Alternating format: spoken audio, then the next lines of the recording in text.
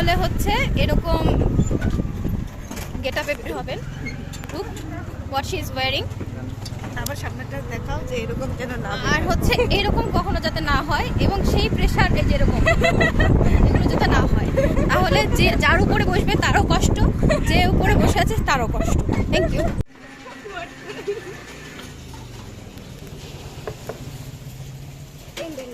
অতিরিক্ত গরমে সবাই এক্সাইটেড। প্লেট ভালো মতো ধরতে পারেনি, যে কারণে এই মহিলা এই যে এখনো ডিম ছাড়া বসা। সি খালা তাড়াহুড়ায় গরমে, এবং তার ধরতে না পারার কারণে এই ডিমের এই অবস্থা।